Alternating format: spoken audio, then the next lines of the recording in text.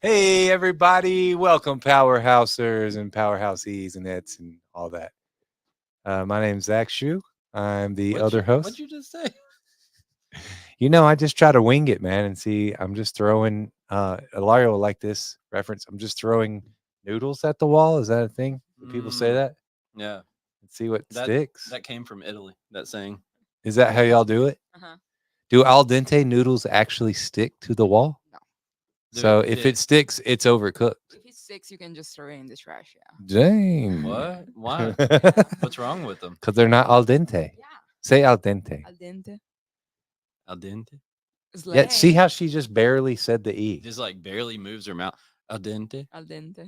Yeah. Yeah, so you do kind of have to be lazy when you're Right. talking You for probably, Italian. yeah, it'd probably help to be just super mellow. If you know what I mean? Yeah. Yeah, that's how I live. Super mellow. Zach Shu, other host. Ilaria's behind the scenes, our marketing director / Dan. producer. Yeah, save the best for last. I was going to get you in there.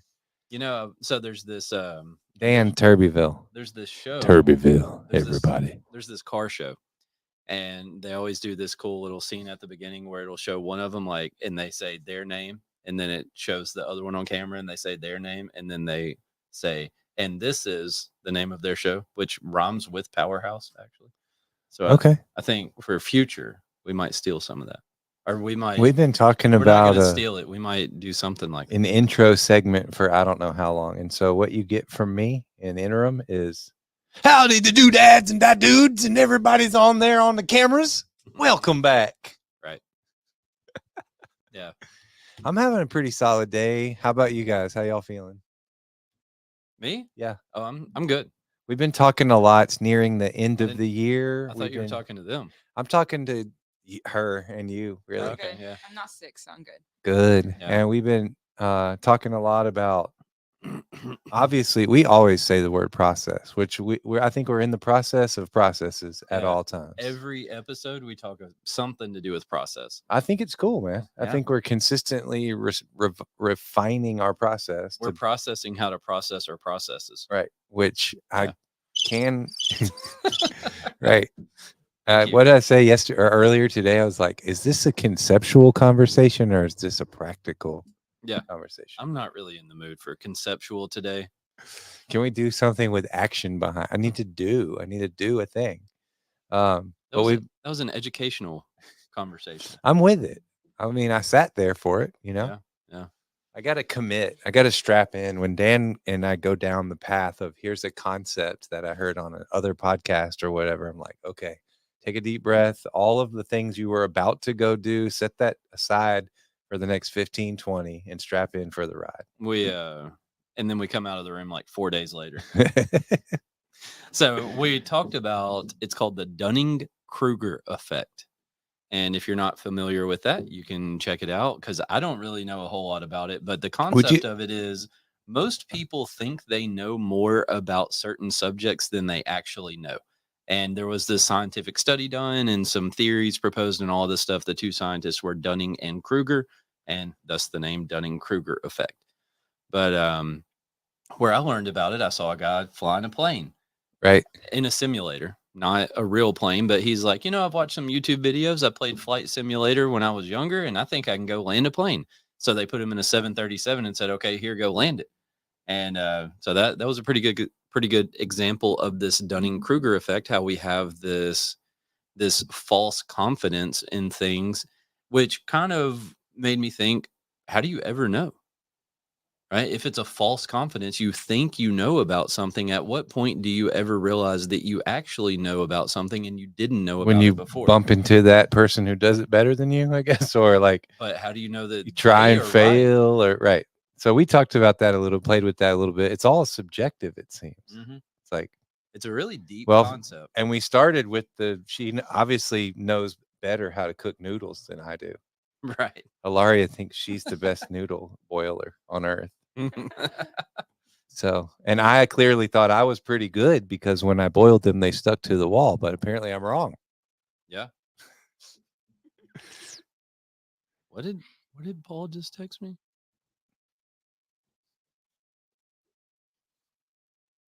Oh, about the dinner tonight. Okay. Yeah. So for those of you listening, one of our subcontractors just asked if his help, his team member, can come with them to our Christmas dinner that we're having tonight. So this show is recorded because tonight we will be having our Christmas dinner. So we will be unable to do it live. But anyways, so we were talking about Dunning Kruger. We What made it other through that. things? Oh, go ahead. Sorry. Yeah. No, Keep that's going. it. I just wanted to like draw that line. We're done with that conversation. Okay. People, if you want to know about it, go check it out. It's a pretty interesting thing that you could spend some time thinking about. I'm going to say it a couple more times. Dunning Kruger. What did we take? Basically, we took away from just well, me. I think I summed it up for myself as this: just proposing the question, "Am I, the best at this, or is my skill set or whatever as good as I think it is? And where does that really put me?" It really kind of levels the playing field Yep. and instills like a sense of humility. So I think Right? that's the value of it, is humility. Right. Right. Just kind of think about, like, wait a minute, I thought I was an expert, but am I really? Right. And I think people in this industry experience that with their resistance to any type of education. Right. Right. And that was me for a while. I was like, I'm not listening to any of these podcasts. What am I going to learn from listening to these people talk? You know, I've mentioned that before on the show. And then I don't know if I like accidentally gave into it or whatever at one point, and I started listening to it, and I was like, huh, they have some pretty decent topics Right. that they talk about.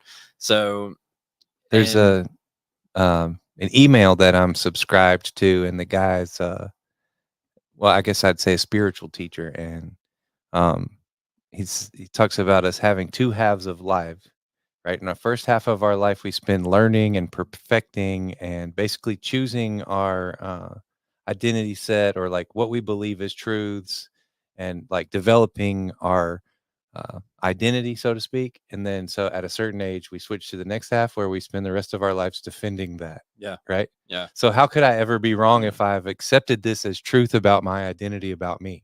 Because now that's like what defines me. So this Dunning-Kruger effect is like a good way to kind of start to unmask some of that identity, to be like, maybe I can still learn. And we talk, I mean, everywhere, all over the place, you see and hear, and we talk about the school life being a eternal lesson. Yeah. Like continuing to learn forever. And when you stop thinking when you start thinking you don't have anything else to learn, you're basically just preparing for your death ultimately. Oh, you screw up. Or whatever. Like, you screw up. If you get to the point where you don't think you can learn I like anything, that. you've screwed up. I like that's very. If you think you've learned, or what did I say? If you get to the point where you think you can't learn anything else, or you've learned all you need to learn, you screw up. Right. That's it. That's to sum up all this wafty conceptualization from Zach and Dan. If you think you've learned it all, you screw up.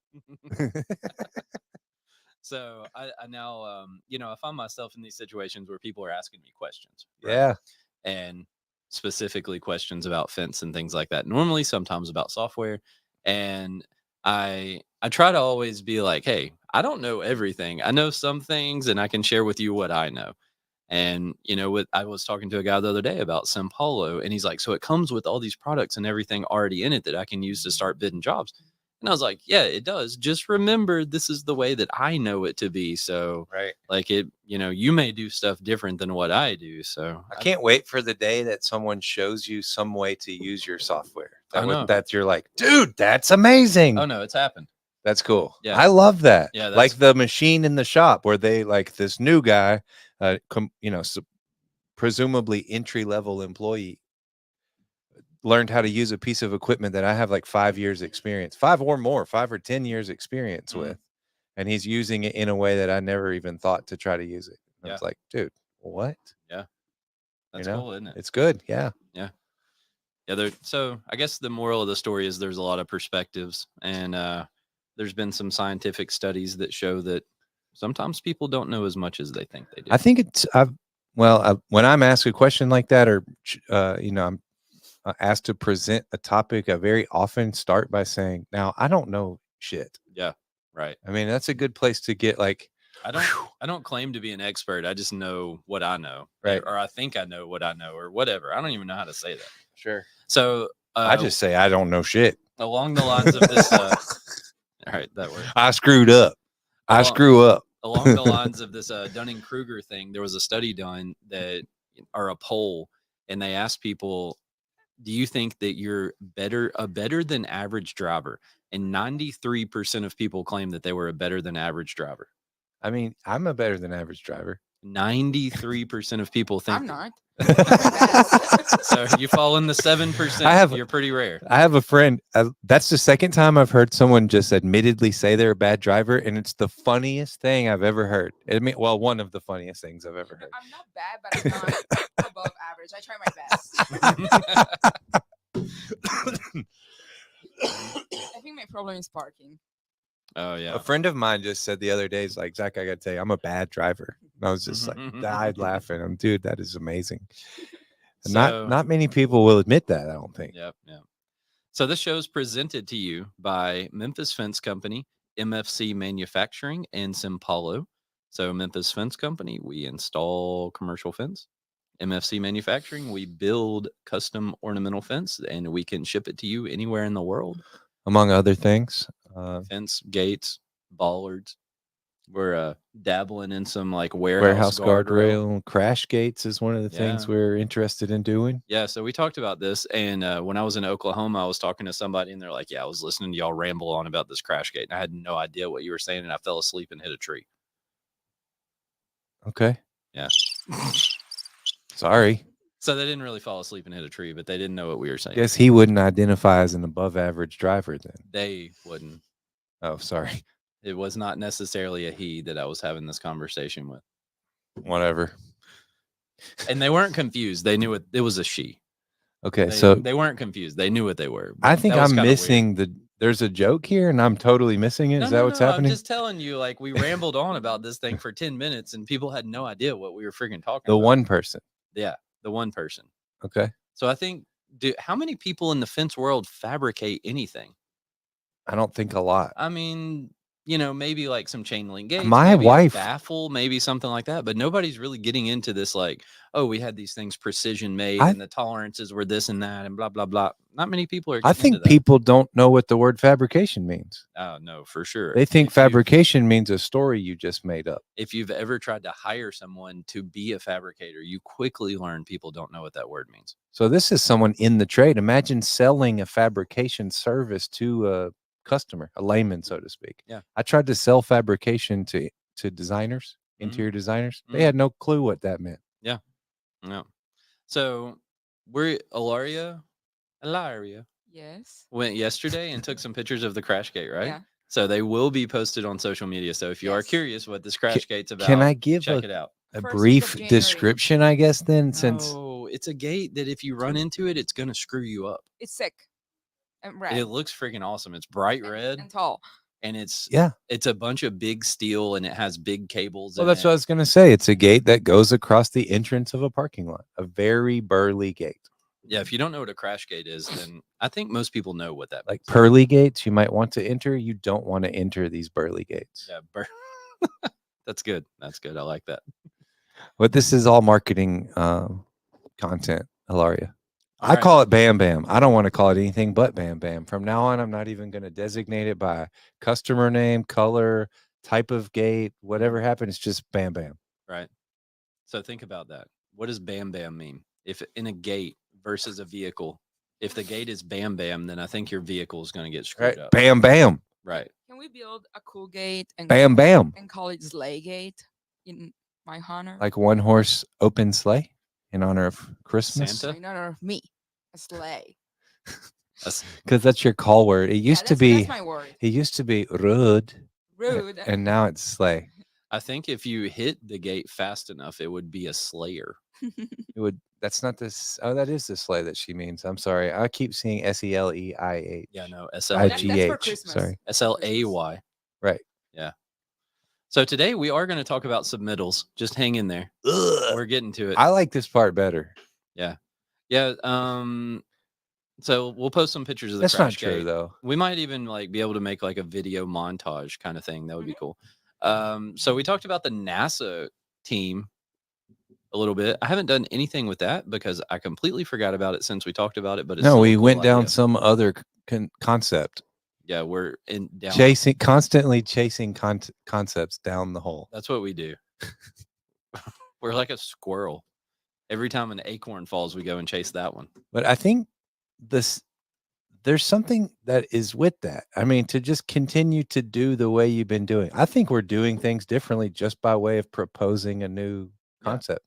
Yeah. So we're just throwing out different ideas, and Yeah. every once in a while something stays. Whatever. So I talked about before, my objective in 2024 is to have an entire book of processes and procedures, right? Clearly defined. I have started working on that. So before I even got to 2024, I started working on it. I've so far basically made like an introduction to the process manual. Cool. But yeah, I'm gonna continue down that path, and we're gonna keep spelling all that out. So we have like a new attendance policy. We have a new PTO policy. We have a new, I think there was some bereavement talk in there. So these policies we've talked about, we basically changed vacation and like lumped it all in together with PTO. We've been kind of working towards uniform policy, which I'm Yep, in uniform complete disregard for today. Yes, you are, but it's not true. It's cold. Yeah. All right. So he does have a uniform. He just has it under a non-branded hoodie. So we have hoodies on the way. They're on the way. That's what I was about to say, man. I can only wear what I have. I'm pretty excited. And we put this backdrop inside the hood. Cool. That's pretty neat. That's cool. Yeah. So like the fabric on the inside of the hood is the same as our backdrop here. Cool. Pretty excited about that. Because someone called you the shirt guy. Is that right? The shirt guy. Or the polo guy or something. Oh, yeah. Yeah. They confused Simpolo. And he okay. He said, "Aren't when you you that told polo me the guy?" story, I thought he was connecting you with our crazy shirts from Vegas. Yeah, so I wore the same crazy shirt in Oklahoma, and it's effective. I'm a 100% firm believer in consistent branding, consistent colors, consistent designs, consistent branding. And so if you're coming, we're going to Fence Tech. We should probably talk about that. Y'all come see us. We want to shake hands and meet people and all that kind of stuff is what we're there for. And I should make a mini Bam Bam. A mini Bam Bam. Bam Bam. It might just be Bam. Yeah. So I keep losing my train of thought. I'm like in the middle of something, and then it's like, oh, let's talk about this. Because it's Christmas. Right? We're just here riding out the rest of the year. Like your brain knows. I'm just kidding. Your brain knows you're basically on vacation. No. Dan doesn't have that. That doesn't work. Sad. No. I personally have that all day. I got the weird. No. Are we even working today vibe? Last time I took days off, I freaking sat on my laptop the entire day when we were driving across the state of Tennessee. That's just how it is. That's all I gotta say. That's how I roll. That's why I'm on people's NASA team. Not really. I don't think that I'm on anyone's NASA team. So we'll be at Fence Tech. We're building the plan is that we're building a pretty cool box to go in our booth that will unfold and be a whole wall, and it's going to have crazy vinyl wrap on it and fence panels and TVs and all this stuff. So hopefully it'll be something really cool to see. Mm-hmm. That's the plan. It's going to be vinyl wrapped. What was Alyssa working on? Because she wants the Illustrator file for those crazy shirts that I made Info card to put on those. On what? The business card. The drug dealer bags. Yeah. I consider those to be like high school student bags. No kid in high school carries that backpack. Yeah, they do. I drop my daughter off at high school every day, and there's kids carrying those things. Oh, those kids are not carrying any books. Drugs. Right. Those maybe are the drug dealers at high school. Or not. Did you ever think about that? You guys are pessimists. So we're going to have some backpacks, right? You get these little tote You're bags. going to put some drugs in them? No. Well, actually, I don't know. We might have some hangover stuff left from Vegas. Right. Yeah. That's right. The hangover Alka-Seltzer. Yeah. So we're going to have some backpacks. So like when you get these little tote bags that you have to carry around in your hand, doesn't that feel exhausting? So you come by our booth, you can get a backpack that just goes on your back and you can free up both of your hands. Yeah. That way you can really get into those conversations. Fill a baby pool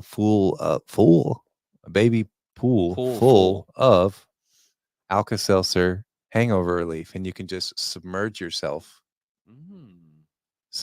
Am I onto something? And just swim in it. It's a radical idea. But then you also got to provide like tiny bottles of Jack Daniels on the side. But are we going to put Zach in a dunk tank? I'll that do what it. I heard? I'll do that. That'll be fun. Anyways, so we'll be there. Come meet us. It'll be cool. Last time we talked about contract documents, and I realized something that I didn't talk about. I don't think we talked about. Did we talk about lien waivers? Right. So I just did billing yesterday, and I had to do some lien waivers. That's you do with progress billing. Those are typically included in the contract.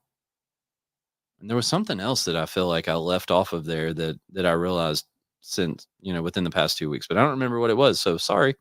There are some other things other than what we talked about in the episode about contract documents. So this time let's talk about submittals. So Zach, give us a definition of submittals. I would say a submittal is a kind of an overview drawing with specifications on the actual assembly of the product you plan to supply with, say, dimensions of the material, wall thickness in my case, chain link, what you would specify the gauge. I don't guess you get into like galvanized before or after, but you may have to, adhere to a specification where they ask you for that. So we do footer size and depths. Often we'll spec the PSI of the concrete, what type of caps, what type, just that. All right. So in a drawing form that's easy to see and pretty tidy so that's not confusing. So it's like when you look at a set of plans and you have the detailed drawings. Yeah. Right. It's our version of the detailed drawings that have what we actually will be providing. I just copy and paste the detail drawing. Just a screenshot and send it back to them. Yeah. Doesn't work. No, I'm just kidding. In my very early career, I actually tried that and it did not work. I really, honestly, when you said submittals earlier, I kind of, but I like submittals. And I get to kind of toot my own horn and say I learned how to use AutoCAD in a couple days. Yeah, you did. And produce my first submittal for anyone who decides you're going to go out and sign up for AutoCAD, Zach had experience using other drafting software. I did. Modeling software. So I used free online 3D modeling software for about. Can we say the name? SketchUp. I use SketchUp. Whatever. SketchUp. I don't care. I don't know if we can or not. We're saying AutoCAD. We're going to say the name of it until we're proven wrong. And if we mess up, sorry. We were doing the opposite. We were not going to say the name. Yeah, right. But I mean, we've both drank out of branded cups and all kinds of stuff. So, yeah, right. So, So Zach was using SketchUp. I've used AutoCAD. I went to civil engineering school for a while and learned AutoCAD there. And so I used AutoCAD to make submittals. Before that, I used Corel Draw. And that's kind of what I learned on, but it's more of like a graphic design thing. So it'll work. There's a lot of different options you can use out there for drawing your own drawings. And it's really not that hard. If you're going to draw a fence, like it's just, you need 25 lines or some crap like that to draw a fence. So, I mean, kind of. Right. Kind of. I just wanted to I don't know, be encouraging to and I think honestly, man, based on some of the details I've seen from some people, you can get away with a pretty decent drawing. No, we're not condoning the freaking do half of it kind of thing, right? I don't do that. So what you want to do when you're doing submittals is you want to be as detailed as possible, because that way when you install something and someone says, wait a minute, why did you do it like that? Why did you install this material? Why didn't you install that? Blah, blah, blah. You want to be able to say, well, that was in my submittals. So I was in a group meeting yesterday with some other people in the fence industry. And I showed them some proposals that I'd done and kind of explained that concept, where I like to list out a lot of the specs and proposals. Why are you? I'm sitting beside you and you're texting me. Okay. He had to send me a secret message. Yeah, I think I keep turning my head here. You want me to talk? No, that's way too much. So we, you want as much detail as you can. Right. Right. I mean, this is to cover your butt. So when you go to put it in, they don't say, that's not what we wanted. Yep. That's exactly right. You want to be able to say, well, this is what we proposed. This is what we did on our submittals. This is what you got. So you don't want to be like, yeah, it's just a fence. It's a 6 foot tall fence. So Zach talked about like the coding process. I would suggest putting the coding process on Sure. there. That way, if it ever is a thing that Well, someone wants to look at, like it's in the submittals. Specifically, if the installation includes welding, you need to Yeah. specify that it will be welded and those welds will be Where? touched up with, right. Where it will be welded is Sure. important. Because, I mean, some of these products bolt together, and so you Mhm. don't have any welding that requires on-site touch-up. Mhm. And there are methods to powder coat on-site, but, I mean, What? yeah, How? you just use like an infrared heater. Oh, wow. Isn't that crazy? Yeah. So you can just, that sounds like it's I wish I wouldn't have told you incredibly this. time-consuming. Right. Well, that's why a propane tank and an infrared heater, and there you go. Holy smokes. So what I like What if to you could do- use UV light to I cure like- powder coat? I That'd be like- amazing. I like a primer, like a gray primer. Right. I like a colored coat, so black, Whatever the gray, fence color brown, is, whatever. right? And then I like a clear coat UV on resistant top of it. clear. Yeah. I think that's the ideal thing. So the primer's a fail safe, right? It's really easy to see gray primer on Well, a that's black what I was fence gonna and know say, where right. you've painted. And then when you go over it with black, then you're covering the primer. And then when you go over it with clear, you'll be able to see the sheen difference between your powder and your touch-up paint. And so And the clear acts as a UV resistant to Yeah. prevent the black paint, aerosol paint from fading faster than the powder coat. That's Because right. what will happen is 1 year later, you'll have a It ton of gray spots, basically, It where looks like it has freaking what's that thing you get when you're a kid? chicken pox. Chicken pox. Yeah, it looks like it's got chicken pox. How do you say Okay. that in Italian? Varicella. Wow. Vercella. Very chala. Good job. See how you do it so relaxed. I know, you gotta just be like, very chala. I try to like speak slower just because I want to make sure you guys get I it. heard you on the phone the other day speaking in Italian, and it was just like, it's like when you listen to somebody speaking in Spanish and it's just one long word.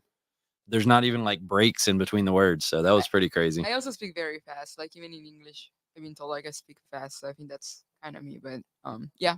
Yeah. I understand the feeling. So, So be detailed when you're doing submittals. and then still, I submitted my submittals. What? I sent my submittals. Mhm. I mean, they're submitted, but they're submittals. That's why they're called submittals. Also, people use the word shop drawings for them because, and that's a thing we'll talk about in a minute, but go ahead. Right. So I sent off the submittals, and then I immediately was like, oh, wait, they're going to review these and send them back. Yay, I've accomplished the task. Right. So your shop drawings are called shop drawings because they may be used by your shop people in a fabrication process. Right. And so I try to think too, when I'm creating submittals, like this will also be a part of the work order. So no matter what that is, any type of fence, I try to think these are going to go in the hands of the installer. So I want to put information in there that's relevant to the installers as well. Sure. I actually have gone a step further now, submittal and then shop drawing. Yeah. Well, because so in our world, we can't really produce an accurate shop drawing until we have accurate measurements. Right. And typically you do the submittal process prior to being able to have accurate measurements. So I have a story about this. This is the toilet paper story, as we'll call it. So back years ago, my dad sold a job, and I think it was to like match some existing fence. And so he was very negative about having to do submittals. Now, he did them by hand, right? He would sit at a drafting table and draw them all out by hand. And that's a pretty impressive skill. Not many people can do that anymore. And I think it's pretty cool to see. But anyways, he would sit at a drafting table, draw them all out by hand. So like it took forever to do. And he was like, why do I need to do submittals? There's existing fence. We're going to build the new fence the same as the existing fence. And they're, no, you have to do submittals. So this guy, he rolls out a roll of toilet paper and draws all the shop drawings or submittals on toilet paper and then packages it up and ships it to the architect. And he put this big, like 24 by 36 cover letter with it that was basically, you wanted these, they're completely worthless. I put them on toilet paper. That way, after you get them, you can recycle them, we'll say. And so fast forward some years, I was taking a project management class that was instructed by a general contractor. He's an estimator at a general contractor company. And this guy got to the point of submittals and he looked dead at me and he said, no matter how pointless you think submittals are, you have to submit them. And so that was a little bit awkward for me. Of course, I knew the story. I wasn't even here when it happened. And I really regret that I don't have like a copy of them because that would be pretty. I wish we It's I a wish pretty we had them in entertaining like a story. shadow box in the front office. They may. The contractor or the architect or whoever I that mean, was may. I would die if someone sent that to me, man. I know.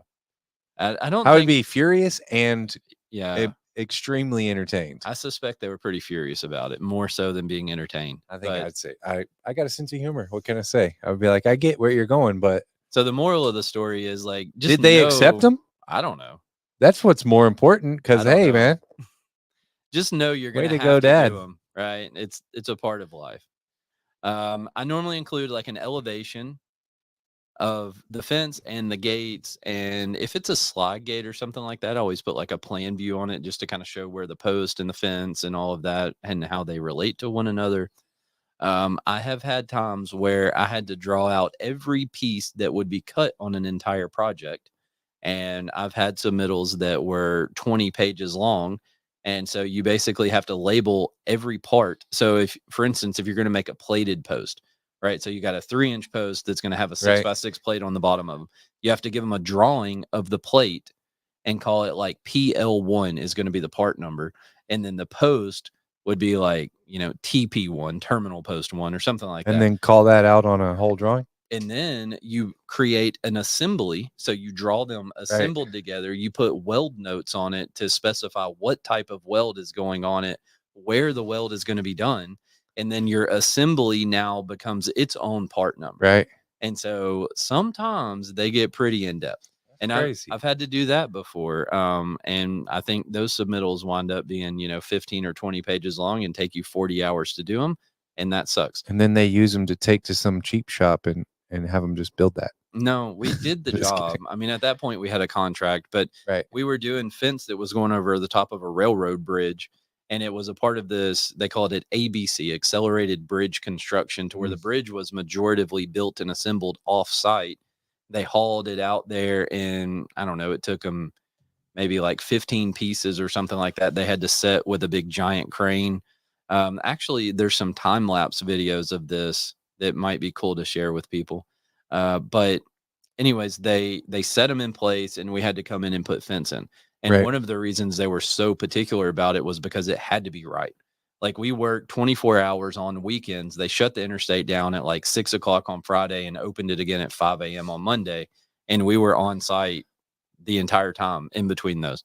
And so we had to have all of the parts there. We had to have them right. We had to have the right number of, this type of post, that type of post, these rails, these kick plates, all of that kind of stuff. So that was a pretty tough one. And there's a thing called means and methods. Right. And so sometimes you have to give them a means and methods to where you kind of like spell out the whole process of preparing the material and installing the material and give them a complete quantity of every nut and bolt and everything that goes on the job. So sometimes you get into those that are really in depth, but most of the time a simple elevation, maybe plan view, section view, stuff like that is Yeah, I mean, sufficient. I think we just did one that was just do like you did across the street, Mm-hmm. basically. Yeah, right. And I wrote out like 750 feet of the kind like across the street or whatever, Right. So it's like everything. It's really situational. Yeah. Though, I mean, one company, I just took a piece of fence with me to our initial consult, and they were like, that's what we want. So I wrote in my proposal, like, sample provided to customer or whatever. Yeah. I still did draw submittals though, just to be sure. Yeah. Because there's a lot of Submittals people. So there's the and thing. sampled. If you meet with Steve, the like property maintenance guy for the city or whatever, and he's like, yeah, that's some damn good fence. But then there's a contractor, there's an architect, and then there's Steve's boss, and then their boss. Mm-hmm. And so, and that was one of those where they had given us some specs, and I was like, hey, these are a little outlandish. Can we? And also remember, you have people involved in projects from across the nation or Right. around the world, maybe, investors and designers and all of this stuff that aren't here. Right. And so you don't want to take a 80-pound fence panel and have to ship it to 7 Sure. different people. You can just simply email Well, a and just drawing. because Steve in the whatever the fiscal plant department says that's some badass fence, I still want to kind of Mm-hmm. cover all the bases and draw that badass fence and send it to somebody. Yep. Cover your butt. Right. That's if you want to summarize what submittals are for, it's to cover your butt. Well, I guess they're required and you want to cover your butt. 2 things. I mean, and they're beneficial to help you in the installation process right. when it comes to time for job preparation. So what would happen is your installers would go out there and install the fence the way that they've always done. That may not be the way it's supposed to be done on that job. We have experienced where people just completely disregard submittals as well. So that's a thing. And do it the way we always do it. Yeah. Yeah. And so you want to make sure if there are submittals and things are different, just point it out. Yep. So we've talked about AutoCAD some, and learning AutoCAD is going to be essential if you're going to get into stuff like we talked about with the bridge or like the fence Zach was talking about. Or hire someone who knows AutoCAD. Yeah. Or you can hire people to do it. Like you can outsource that. There are drafters, draftsmen, whatever you want, whatever they're called, that exist that you could hire to do that. But if you're a fence company that's off in the winter and you are kind of dabbling in some fabrication and some custom stuff, AutoCAD would probably be worthwhile to learn, or some other type of CAD software. There's more than just AutoCAD. Also, I talk a lot about Excel. And so I have a note here that says, if you aren't using Excel or something similar, you should start right now. Stop this episode, go get it, and learn how to use it. It is even just like as a very simple usage of like a calculator. Yeah. To figure material, if you don't have Simpalo and you're still figuring material by hand, then make an Excel spreadsheet. Mr. Flintstone, make an Excel spreadsheet. But for real, use some kind of software. Excel is a great one. Numbers is on Apple Google stuff. Sheets. The Google Suite Sheets works pretty good. I like Google Sheets too. Yeah. There's quite a few of these spreadsheet type of things out there. I learned how to use Excel, and so I kind of just stick with what I learned on. I have used Numbers some through Apple. It's a little bit different, but it's the same concept. I like Sheets because you can actually export directly to Excel. I don't know, Numbers may do the same thing, but you can export a CSV or XSV or whatever the file format is. Right. Communicate between the two software. So yep. And Excel is one that's pretty widely accepted. If you have to send something to a supplier or customer or anything like that, it's an Excel format will work in most things. But man, if you have to, so like you're talking about, even for like with the simple calculations, if you got to add up 25 things. Right. On another note, you do it on a calculator. How do you know if all 25 of them were right? And if you messed up number 4, now you have to start over. Or if you get to number 25 and you fat finger it and put in the wrong number and mess up, you got to start over. You do it in Excel, you can just go up and change the 1. And if you are like startup and super rudimentary and not using QuickBooks, so you can actually download most banks, you can download a comma delimited, I think is what it's called, file to Excel to review your CSV. Yeah. CXV file of your bank statement and then help tidily see your expenses and your income. Yep. So a lot of vendors, now that we're going to move on from spreadsheet talk, a lot of vendors have some basic submittals on their website. I personally am working on creating a catalog inside of Simpalo that is just PDF files that have cells in them you could type in. But a lot of vendors have drawings that are accessible to you on their website. So if you're going to buy material from somebody, you might be able to request it or just go to their website and draw or download it and use something to like type it. I personally am a big advocate for like presentation and professionalism and all that stuff. So I like something that's typed over something that you just print off and hand write on. But if that's what you know how to do is to print it and hand write it on it, then do it. I mean, it works. Also, back to the fence part stuff, there's also DXFs that you can download of parts for, say, the ornamental version. Some of my suppliers have DXFs and DWGs, which are importable into AutoCAD. Well, even like a PDF. Right. So if you have a PDF that has a drawing of something, you can use like CAD Details, has a ton of stuff like what he's talking about. You can use a PDF and import it into AutoCAD, I assume into other softwares as well. But I did that. Remember when we were designing the truck bed? I did that with a welder to like actually put the Right. welder in the truck bed and make sure all that stuff fit What did I right. use? I used a lock set. This customer wanted a very specific lock set, so Yep, I used lock the sets. PDF dimensions from Mhm. the manufacturer's page, Yep, lock and it's sets, not panic too. bars, hinges, all of that stuff. You can normally find some drawings of. This is an area right now I have to specify. This is one of those times where I don't know shit about AutoCAD. You know, like Yeah. I've learned enough to do what I want to do, and I feel I don't know that I would say I don't want to grow anymore, but I'm enjoying it. It's doing what I want it to do. I'm still actively learning, Mhm. and especially with 2 screens, I got AutoCAD and YouTube on the other hand, and you know, So so you're going to school and doing your homework at the same yeah, time. man. Yeah. I mean, Yeah. So and also if you ever get into any kind of like 3D modeling or anything, so if you uh we did a job one time where they had some really old post caps on it and we had to match them and I 3D printed all of them. And so I had to use a CAM software instead of a CAD software. So modeling software and I had to like learn how to use that to do it and a lot of the AutoCAD stuff just rolled right over into there. So it's kind of a foundation that you can build upon for 3D modeling and stuff as well. when we talked Plus, about that being kind of like the grandfather of the yep, computer assisted drafting. drafting Yeah. softwares, a lot of softwares kind of based off of CAD Hmm. shortcuts and controls. Yep. So If if you anybody out there listening knows the original one, let us know. But I would suspect it was AutoCAD. I imagine they were the first. And now, so Autodesk is the company that makes AutoCAD, owns it, whatever you want to say. And they have a lot of other softwares that go along with it. So it all, we've done we've done kind of like modeling stuff where we tested gates and things like that, where we would model out an entire gate and test the like load on it to see how much deflection you would get out of the gate and all that to make sure it wasn't going to fail. nerds, Yeah, right. someone just crashed into a tree. They got bored Yeah. of listening to us talk about this part, and they're like, "No, never mind. We need Tell a me more little about when you made sound. all the money." We need a little sound piece about people crashing. I mean, being able to do those kind of things, like, so if someone comes to you and they're like, hey, we need 100-foot gate opening, if you can sit there and draw it out and model it and test it in a virtual space instead of going out and building the gate and it failing, I mean, Right? that is worth huge money. We've been hearing a story about that around the city. Yeah. Yeah, about a big gate that got hung and is failing over and over. Did you say one of our vendors called you and even was like, "Hey, have you heard about this gate?" Oh, yeah, yeah, yeah. Right, right. It wasn't even that big of a gate. It was just built Stupid. wrong.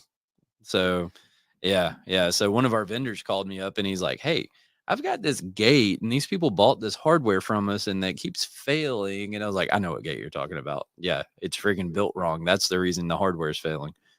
So, but yeah, I mean, like I said, being able to model something and test it and all of that in a virtual space is a big deal. And if you're building a $50,000 gate, I mean, having to do it once is a big plus. If I you have to think do it a second time and it's for free, like that's coming right out your sounds like pocket. the engineer thought he knew more than he knew. Or maybe it sounds like the fence people knew more than they knew.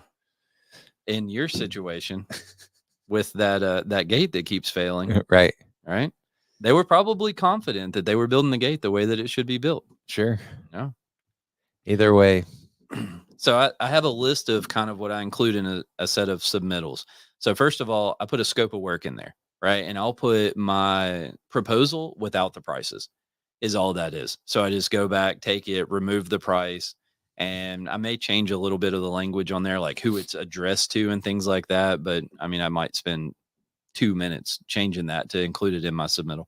And then we talked about elevations of the fence and the gates. And on those elevations is where you put all of your details, right? You call out the size of everything, the material of everything, the coding process, all of this. Um, the same thing with your gates. If, like I talked about before, if we have a cantilever gate, a slide gate, I'll put a plan view on there. Typically, go ahead. We do it. I've recently done some fence that had a bent picket, which I Yep. felt like it was necessary to designate or show a section view of Yep. that, just to Yep. show like what that angle looks like. Just because to say a 29.7 degree bend Right. doesn't really translate. From an elevation, it doesn't do anything. Right. You got to have a section view on that. Also, like doing like an enlargement of the post intersection on the ornamental fence. So I like showing where the pickets go through the rails, where that's welded, where the posts intersect with the rails, how that's welded. Man, sorry. If I could Get figure out how outta to here. mute myself real quick, I would have. Get out of here. So that's all good. You're like I a said, human being. I can't stand it. be detailed, right? And then I'll include like the manufacturer's documentation for the material. So if it's a chain link one, I'll go on my supplier's website. I download all the specs. I go through the specs and I'll highlight the parts that apply to the job. And I might like redline parts that do not apply to the job because, typically they'll have one document that covers 1.2 ounce, 2 ounce, GAW, GBW, all of that stuff. And so I kind of highlight and redline what applies and what does not. We submit specs of automation operators. Yep. We submit the manufacturer's whole any kind of- 20-page document. Yep. Any kind of like panic bars, anything like that are going in there. The locks, the latches, everything is all going in together. Calm down, Zena. I forgot we had a dog. I was like, do we have a dog? Yeah. So we're doing this during the day as people are coming and going, and my dog doesn't really like strangers. And I'm thinking so that's my DoorDash. maybe. So anything else that's necessary to the contractor, the architect, the owner, or the installers? Anything you think might be necessary to tell them about the job. Sometimes that may be a site plan, right? You may include a marked up site plan and show them exactly where the gate operator is going to sit and where the access control devices are going to sit and all of that. We also designate how the fence will interact with grade change. Yep. If stepped, rolled, that type of stuff. Mhm. Yep. Yeah, it's all important. And now I'm working on a job where we're developing a tolerance. We're going to step, basically the top is to run flat at 0 and starts at whatever, 6 foot tall. And then there's a grade change falling down the hill. And so the bottom will step incrementally in certain increments. And we're going to designate a tolerance up to 6-inch ground clearance or maximum whatever. Gap. Right. So that's a good point. A lot of times on, say you have a cantilever gate, well, you can only get those bottom rollers so close to the ground. Right. Right. And if your gate is going across a driveway, so now your rollers are so far off the ground, and then you have a curb. Right. So you wind up with a gap underneath the gate. That's another thing that you probably want to have detailed in there. That's a conversation we start having with the customer, like when we first get there. Every time. Right. Every freaking job, we have to have the same conversation. It's going to be 9 inches off the ground. Yeah. Right. Because people never realize that. I don't know what they think is going to happen, but we always have to have that conversation. Guess we could just have them start cutting the hole in the curb. Yep. Yep. So that's a thing that we do sometimes, especially with V-track gates. Right. We'll cut out a hole in the curb. So that's a whole like job preparation conundrum. And some of the contractors too are better at saying, hey, we know we're going to need a flat spot for this. Let's get together on this before we do all the grade work and get you guys out here. Look, when you sell a job, you're the fence professional. That's true. Okay. So when you sell a job, you want to point out all of the issues that can come along with that job. And you want to do that as early as possible in the process. You don't want to wait until you show up on the job site with a gate and install it. No, man. We built a V-track and that thing got 12 inches of fall to it. That's right. So you gotta spend some time in a job and think about it on the front end and try to see the problems that are going to come. Because if you wait until you're out there, it makes it a lot worse. I think we've talked about this. We internally have talked about this a lot, but the sooner you can address a problem, the cheaper it is. Well, in some of these places, they're going to essentially make it the way we need it to be made in order for us to install the fence. So all you got to do is tell them, hey, man, I need like 16 feet of flat right here. They're doing dirt work. They're doing concrete work. They're putting in curbs. They're putting in asphalt. Like you have a blank slate. Tell them what you need for the fence to work or the gates to work. And that's a big deal. Now, that doesn't always work. Sometimes you're just putting it on an existing site and like you got to overcome those obstacles a little different way. But sure. We've done some grading too to accommodate. Yep. You want to try to figure that stuff out as early as possible. What's next on our list? I think that's one of the biggest things. I think to think on the front end is the grade pertaining to the gates.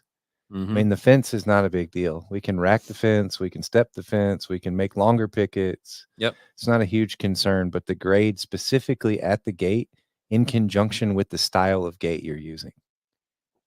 Well, so think about this, Zach. You sell a job, right? When we bid a custom built ornamental job, which is the world you live in, do we plan on building panels with longer pickets and, changing the height Mm, of them? And sometimes, right, to a degree, sometimes. So that goes all the but way we're back not to the shooting, estimating right? process. I mean, we're not shooting grade, Hmm. you know, Yeah, but so when you're bidding a job, look at the grading, right? look at the grade plans, and then you can kind of like foresee some of those issues too that are going to come. Sure. Now, there is two sides to that thing. Like you might price yourself out of a job, but I mean, me personally, I think I can go broke sitting at home. Like I'm Right. not trying to sell a job and undersell myself, right? So I want to know what I'm getting into. So the grading plan is a big part of that. Even with chain link, if you see a site and there's hills all over the place, the grades going up and down. I mean, that's a lot of extra terminal posts and hookups and cutbacks and all of that, or bias cuts as some people call them. I mean, you got to know what you're getting into. Wow, that sounded professional. Yeah, it did. I was talking to Chris yesterday about how construction language. I grew up, I've pretty much done construction off and on since I was 15. Mhm. So I've been around, and it's funny that there are some words in the construction industry are just the word just because that's the way that tool is called that because that's the way some other guy told him that name. Mhm. And there are sometimes you run into different names Oh yeah, that don't even really yeah. mean anything. Especially when you go to like different regions of the country. I love it. We might call it one thing here, and then you go 300 miles away, and people have a completely different name, and you're like, "What are you talking about?" So, yeah. Um, here's another little tidbit about submittals that I like to say is think about your submittals or shop drawings like you're going to give them to the project manager inside your organization, and then you're going to get hit by a bus, right? So try to give them as much information in that package as you can. Yeah, in my situation, I'm drawing them for myself. Yep. Currently. So Yep. Yep. So Simpalo does have some ways it can help you with that whole like handoff to a project manager and keeping all your documentation in one place and stuff. It's got a kind of like some file storage stuff in there that saves it all with a project. It's pretty cool. Depends on organized people really like that. And I personally try to be organized, but it's a struggle. Better to do it early. we just talked about that. Yeah. So here's a new piece of that. If you wait a year, you're gonna have to relearn what the job was anyway. Yeah. I find myself in that situation sometimes, unfortunately. So I have experience there. You- And so I have a job right now that I haven't done the best job on. And so every time I do something with this job and look at it, I have to go all the way back and I'm like, wait a minute, what was this? I don't even remember. And so I have to go back through the plans and everything and relearn what it was. And again, software can help you with that. Simpalo. I mean, it does make it a little bit easier because now I have like all of the fence lines are drawn out and everything makes it easier to go back and see. So there we go. As far as like job preparation, we've talked about some things in the past that kind of apply to that. I actually had some episodes listed out that we talked about before as a part of this whole series. Did you have anything else to add about submittals? Because that's the end of the list for me. They're fun. They're fun. I think they're fun. And Yeah. I mean, I guess that comes from kind of having a background in art. I really enjoy the process of, and I like tidiness and clean. And it's cool to like move your leaders around to where it's like the best suited place to get all the information on there. I like that. Yep. I enjoy submittals as well. I don't have any kind of art history or anything like that, art background. But I mean, I still enjoy doing submittals. It's fun to sit down and draw it out and kind of try to foresee the issues that are going to come from Right. that job and stuff. Well, and that's when I started using SketchUp. That was one of the biggest things I could see. It's like in custom fabrication where you try to lap things and weld as little as possible, but still not have like exposed joints or whatever. It's like that's a crazy concept. So like, are we going to button weld that? Are we going to stitch weld this? Yeah. Are we going to full weld the outside seam and to try to figure out do I break it and then weld it underneath? Like, what are we doing? And So that kind of brings me to another cool thing is like when you draw in AutoCAD, you're drawing to scale. Right. So if you want to figure out how to put something together, then I mentioned truck beds earlier. So I've designed some truck beds using AutoCAD, and you've designed a lot of other things. Right. But so our crash gate, I did the same thing in there. I mean, you can sit there and you can say, And then I okay, shrunk it to scale. right? Because after you drew it to scale, when they set the post, the opening changed. Well, we didn't know what the opening was when I Right. drew it, but what I did was make sure that everything was going to swing without anything crashing. Right. I made sure that we had clearances for all Right. the stuff to swing. And when you say crash gate, you mean Bam Bam, right? yeah, Just to yeah, remind, yeah, just right. for our audience. And We said branding. Bam Bam. Bam Bam. So we gotta stick with that. I'm going with it. Yeah. So yeah, you can draw it all to scale and make sure everything's going to work and nothing's going to hit each other and like figure out what Yeah, the size trade material show you need. cart or trade show float or whatever skid you want to call it. I have drawn all that. I drew the TVs inside. I had to draw the hinges so I could designate an axis to open the walls on, Yep. So Yep. I've been closing and opening from the hinge axis to make sure it all folds up together. Yep. So it's a lot simpler to do that sitting at your computer than it is to do it in the shop through like trial and error. Right. And it's also cheaper. So you want to talk about money? You mentioned money. I did say money. There you go. Now you're saving money because you can draw it in a virtual space that doesn't really, I mean, it costs something, but like it's significantly cheaper than being like, oh, this piece of material is wasted. And the cool thing is once you've drawn it once, you can reuse that drawing for other jobs. Yeah, they're here forever. Now, you mentioned to scale. So sometimes I'd reuse a drawing from a gate and then I just put whatever measurements I want on that drawing. But yeah, we cheat with that. But you're not like drawing a piece to figure out if it's going to fit in a hole and what size, how long for this a cut submittal needs to be and all that. Yeah. So yeah, you can draw a 8-foot tall fence and then use it for 6 foot, 8 foot, 10 foot, all of that stuff, and kind of just change the labels on it. As far as that's concerned, we've talked a little bit and kind of dealt with like to what extent do we want to give shop drawings? Like how detailed are the shop drawings for the shop? Because on one hand, we want a lead man who can do the math without me telling him what his cut list is. Mm-hmm.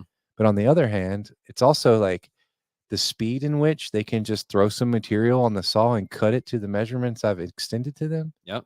It's pretty awesome. Yep. So like half a one, six, here's your whole cut six list, a dozen. Which also Excel comes into that, right? Right. So we have an Excel spreadsheet that will generate a cut list for an entire job. So that's pretty handy instead of having someone sit there do the math. I made that spreadsheet that's not 100%, but it's 95% done. The slide gate? Yep, the slide gate one. So now when we put in the measurements for an opening and the tail, so it gives you cut lists for the slide these gate. Are concepts that have been instituted into practical application. They are. So the concepts amount to something. They are. They do. It's not just wasted space. Sometimes we have concepts that become reality. The Bam Bam. I almost called it the crash gate, y'all. Right. Bam Bam was a concept. Yeah. What's funny is we talked about, you were really interested in them, right? And you were showing me videos, and I think this was before Hotsy called and said, before our customer called, before they called us and said, we want something like this. Yeah. Well, actually, did they tell us they wanted something? No, we told them they wanted this. Because I think what happened was they're like, man, we're tired of replacing this gate. We've replaced this gate 5 times this year. We needed another solution. Isn't it cool that we were just kind of conceptualizing this thing, and then the opportunity to build one came? Boom, there it is. And then bam. Oh yeah, bam, bam, there it is. And the last thing I said to him on our phone, he called to say, man, the gate looks great. It's awesome. And then I said, well, sir, I almost said his name. I don't guess it matters, but well, sir, I really appreciate you allowing us to experiment on you. Yeah. He thought that was pretty good. He got a chuckle out of that. I think it's cool. I'm excited to see the pictures and stuff. So, all right. Well, that's what I have.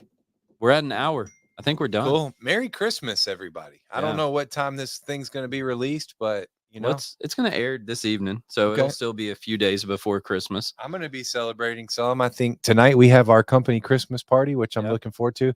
I went to the last company Christmas party. I don't even know if I was technically employed here. Yeah, you were. And you looked at me and you said something like, I expect you to see you here 30 years from now. And I was like, dude, I'm not even employed. I don't even know what I'm eating tomorrow. Right. What do you mean? Let me see how good. It depends on how good this meal is. I think it was pretty good. It was kind of cool because a lot of the staff was relatively the same. So it's kind of like a welcome back party. Yep. Yeah. That's So how we'll make some videos or pictures or something like that of our party tonight. I think I need to we can give kind the, of share the with people. casual disclosure and observation of all the concepts we've talked about that the things I'm talking about here are based on experience, and sometimes my opinion trickles in, but ultimately if I've not done it, then I don't really know about that. I just want to say, Yeah, we talk about. I mean, you can talk conceptually about things that you don't understand. Sure. But you know what I mean? I'm not claiming to be an expert, and I'd love to hear insight from others and how they do. And I think that's a constant challenge we're issuing to our prospective audiences to tell us your What do you- experience with these things. How do you use it? If you have experience, I have a challenge. Come on the show and tell us. Yeah, I love that. Right? I love that. If we're wrong, come tell us. That would be cool. Tell us how wrong we are. Anything else? No, that's it, man. Thanks for listening. Yeah. We appreciate Goodbye. you all. Thank you guys. Merry Christmas. Enjoy your family. Enjoy your time with whoever you're spending Christmas with. Yeah. So, Merry Christmas. yeah, don't forget what Christmas is. Nothing. We got some crickets on that one, huh? Yeah. Bye.